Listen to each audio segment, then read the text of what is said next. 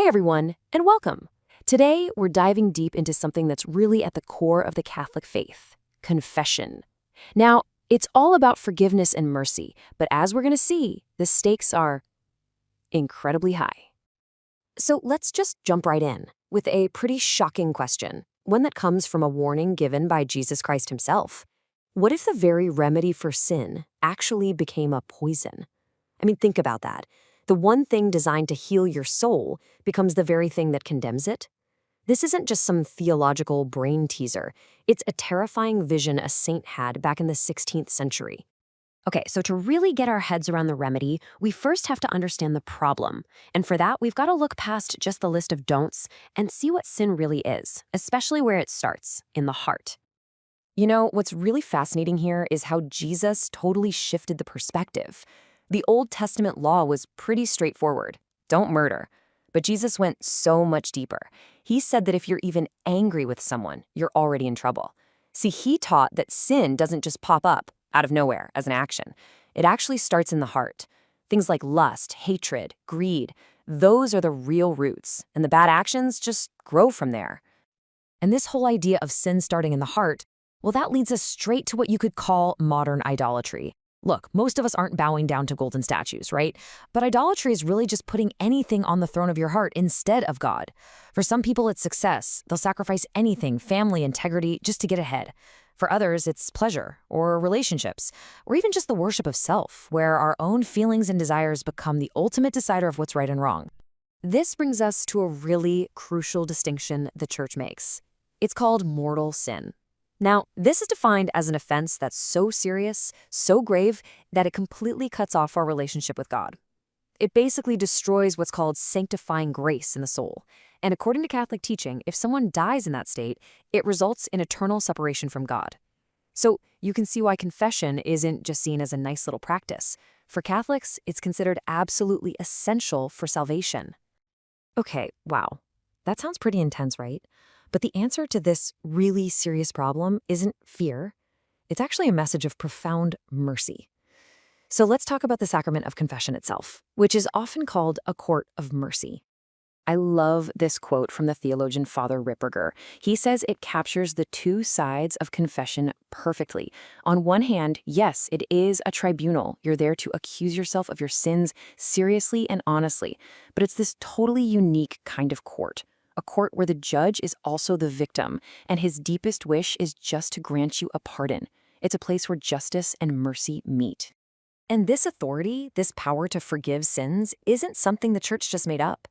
If you look at the Gospel of John, on the very night he rose from the dead, Jesus appeared to his apostles, breathed on them, and gave them this exact power.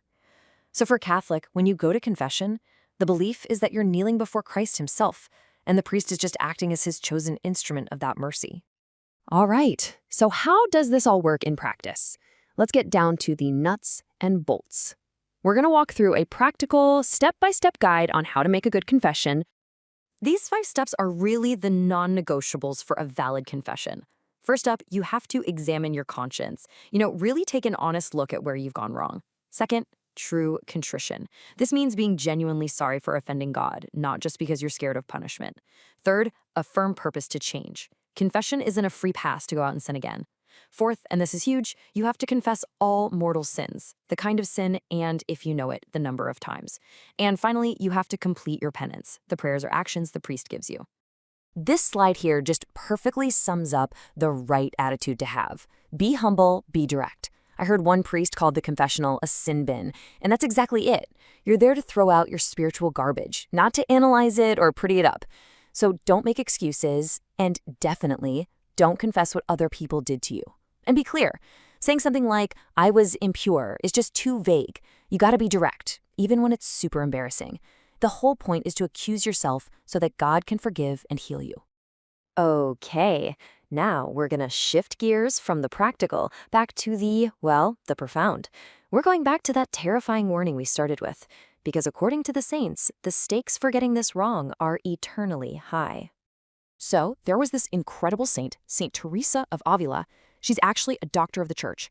One day, while she was in prayer, God gave her a truly terrifying vision. She saw this massive abyss open up, and souls were just falling into it, constantly, endlessly, like snowflakes in a blizzard. She was horrified, right? And she just assumed these must be pagans or people who had totally rejected the faith. But Jesus told her, no. He said, they are Christians like you. They practice the faith. They even confessed before they died. Their damnation came down to one single, chilling reason. They confessed badly. This is what is known as a sacrilegious confession. It's what happens when a person intentionally hides a known mortal sin, usually because of shame or pride. And in that moment, the sacrament, that medicine of mercy, it becomes a poison. Not only are none of the sins forgiven, but the act of lying to God in the confessional becomes another mortal sin on top of everything else. And this is the part that is just so critical to understand. It only takes one. One intentionally hidden mortal sin can make the whole confession invalid. And not just that one, but every single confession that comes after it is also invalid, until that original hidden sin is finally brought out into the light. There's a story of a young nobleman, a guy everyone thought was a living saint, who was lost because he was just too proud to confess one single sin from his youth. Wow. Okay. That is a heavy, heavy warning. But it's not meant to make us despair. It's meant to push us towards being totally sincere. Because when a confession is made honestly, humbly, the spiritual effects are just powerful. They're life-changing. So let's end by looking at the fruits of a good confession. A good confession does way more than just wipe the slate clean. First, it reconciles you with God, restoring that sanctifying grace that was lost. It brings this incredible peace and quiet to your conscience. It actually gives you strength to fight sin in the future. And get this, it even revives the spiritual merit of all the good things you did before you fell into sin. And here's something really cool about that spiritual strength you get. The grace you receive in confession is targeted. You can think of it like a spiritual medicine that's custom-made to help you fight the specific sins you just confessed. So if you struggle with anger, the grace you receive is specifically geared to help you overcome that anger. It is an unbelievably powerful tool for real change. And so we end up right back where we started, with a choice. The sources are crystal clear that God's mercy is infinite, but He won't force it on us. He can't forgive a sin that we, out of our own pride or shame, refuse to bring into the light. The path to mercy demands total honesty. So the question for all of us is, what will you choose?